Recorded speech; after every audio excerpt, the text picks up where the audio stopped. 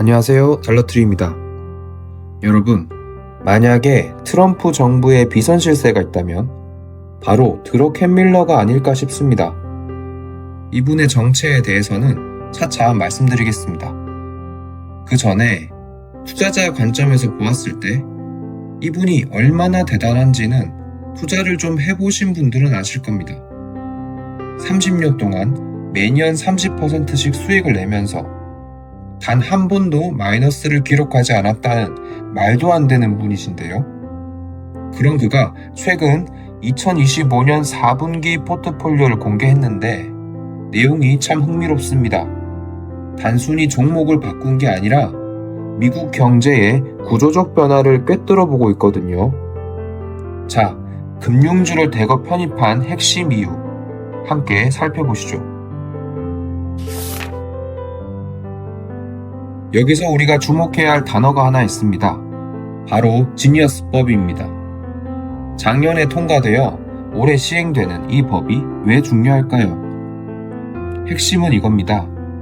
이제 테더나 서클 같은 스테이블 코인 발행사들은 반드시 준비금의 100%를 달러나 미 단기 국채로 채워야 합니다. 여기서 중요한 게 강제성인데요. 놀랍게도 현재 스테이블 코인 시장은 수조 달러 규모로 급성장 중입니다. 이들이 단기 국채를 미친 듯이 사들이면 어떤 일이 벌어질까요? 스테이블 코인 시장이 커지면 커질수록 미 단기 국채를 사려는 수요는 기하급수적으로 늘어납니다. 공급보다 수요가 많아지면 국채 가격은 오르고 금리는 떨어지게 됩니다. 즉, 연준이 금리를 억지로 내릴 필요가 없이 단기 금리가 알아서 낮게 유지되는 시스템이 만들어지는 겁니다. 드러 캔밀러는 바로 이 지점을 본 겁니다. 단기 금리가 통제될 수 있다면 드러 캔밀러가 금융에 베팅한 이유 3가지에 대해서 말씀드리겠습니다. 첫째, 은행은 장단기 금리 차가 커질 때 마진이 늘어납니다. 단기 금리가 스테이블 코인 덕분에 묶여있는 동안 장기 금리는 앞으로 어떻게 될까요? 전 세계적으로 미 국채의 인기는 떨어지고 있습니다. 특히 중국이 내던지는 물량이 엄청나죠.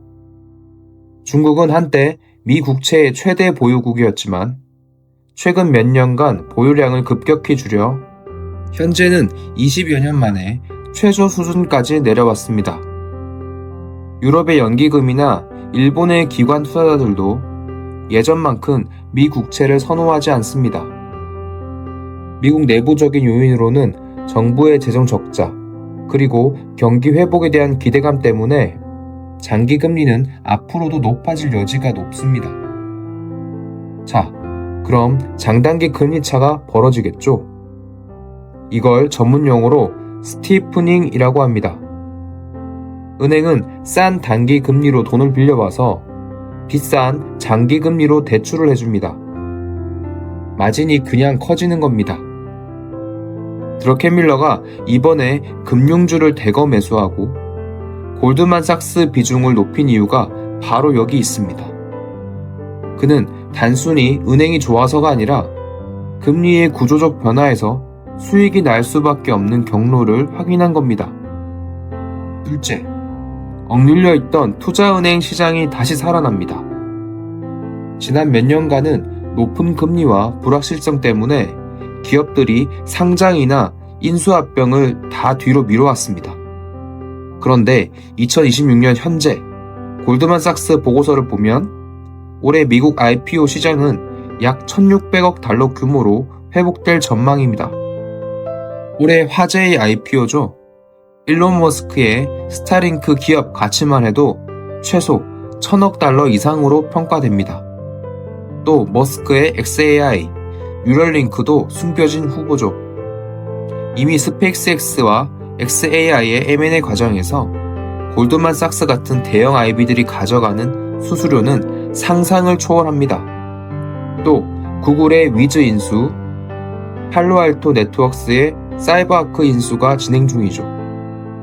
이런 M&A와 IPO는 은행에 엄청난 수수료를 안겨주는 고마진 사업입니다. 골드만삭스 같은 대형 IB들에겐 너무나도 큰 호재이죠. 셋째, 그동안 묶여있던 돈이 드디어 풀리게 됩니다. 결정적인 카드는 바젤 3 엔드게임 같은 강력한 규제를 풀어주는 것입니다. 원래 이 규제들은 2008년 금융위기 이후 은행들이 만약의 사태를 대비해 현금을 금고에 꽉 쌓아두게 만드는 족쇄였습니다. 그런데 2026년 현재 재무부와 연준의 행보는 규제 완화 쪽입니다. 이들은 이 규제를 풀어서 은행이 더 자유롭게 돈을 쓰게 만들려 합니다. 은행 입장에선 금고에 잠겨있던 수조 원의 돈을 다시 대출해주거나 자사주를 사는 데 쓸 수 있게 되는 거죠. 이건 단순히 유동성이 풀리는 것에 끝나지 않고 은행이라는 기업의 가치를 완전히 재평가하는 역할을 합니다. 이 불꽃에 케빈 워시가 기름을 부은 것인데요. 워시가 매파라는 시각이 존재하던 이유가 시중에 돈을 풀어 경기를 부양하는 것을 싫어하기 때문인데요. 인위적으로 돈을 찍어내는 양적완화는 경계하지만 대신 규제를 풀어 은행들이 스스로 대출을 늘려 유동성을 공급하는 전통적 성장을 선호합니다. 연준이 금리를 낮춰 조달 비용을 줄여주고 규제 완화로 돈의 흐름은 튀어주니 은행으로서는 그야말로 역대급으로 돈 벌기 좋은 판이 깔린 셈입니다. 드러켄 밀러는 바로 이 세 가지 퍼즐, 첫째, 금리차 확대, 둘째, IB 수수료 폭발, 셋째, 규제 완화가 하나로 합쳐지는 지점을 정확히 노린 것이 아닌가 하는 생각이 듭니다.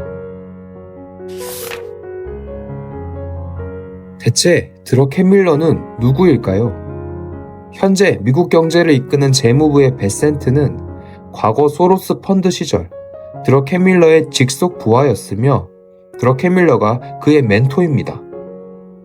연준의 케빈 워시는 드러켄 밀러의 듀케인 패밀리 오피스에서 10년 넘게 파트너로 일했습니다. 월가에서는 두 사람을 부자 관계에 비유할 정도로 매우 각별하다고 알려져 있습니다.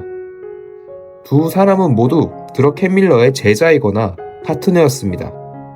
즉, 미국의 재정정책을 이끄는 이들이 모두 드러켄 밀러와 가족과 같은 사이입니다. 이들이 추구하는 미국의 방향은 명확합니다. 규제를 풀고 AI로 생산성을 높이며 스테이블 코인으로 국채 수요를 창출하는 것, 그리고 이와 동시에 미국의 엄청난 부채 문제를 해결하는 것. 드러켄 밀러 입장에서 자신의 철학을 공유하는 제자들이 정책을 펼치니 그 방향성에 대해 확신을 가지고 있을 가능성이 높아 보입니다. 그러나 마지막으로 당부드리고 싶은 점이 하나 있습니다. 드러켄 밀러의 포트를 무지성으로 따라가도 될까요? 저는 참고만 하시라고 말씀드립니다. 왜냐하면 드러켄 밀러의 가장 무서운 점은 유연성입니다. 그는 틀렸다고 생각하면 그날 오후에라도 전량 매도할 수 있는 사람입니다. 우리가 보는 공시자료는 이미 2달 전의 모습이죠. 단순히 매수 종목과 매도 종목이 뭔지 궁금해할 게 아니라 이분의 인사이트를 배워야 합니다. 스테이블 코인이 단기 금리를 눌러주는지, 장단기 금리 차가 정말 벌어지는지, 이 인사이트가 유지되는 동안에만 드러켄 밀러의 포트폴리오는 유효합니다. 맹신은 금물입니다. 우리 같은 개미들은 이미 정답이 나와 있습니다. 항상 말씀드리지만 조급하지 말고 꾸준히 인덱스 펀드를 사모으는 것. 이것이 결국 투자를 승리로 이끄는 핵심입니다. 이번에 대거 매수한 금융주에서 가장 큰 비중을 차지하는 종목이 뭔지 아시나요? 바로 버크셔 해서웨이입니다. 약 12.3%입니다. 버핏은 늘 강조합니다. 첫 번째 규칙은 절대 돈을 잃지 않는 것이고, 두 번째 규칙은 첫 번째 규칙을 잊지 않는 것이라고요. 빨리 부자가 되고 싶은 조급함에 무리한 도박을 하기보다 조금 느리더라도 잃지 않는 길을 선택하시길 바랍니다. 결국 마지막에 웃는 사람은 가장 빨리 달린 사람이 아니라 목적지까지 안전하게 도착한 사람임을 꼭 기억하세요. 오늘 영상이 도움이 되셨길 바라며 구독과 좋아요 부탁드립니다. 달러트리는 여러분의 경제적 풍요를 진심으로 응원합니다. 끝까지 시청해주셔서 감사합니다.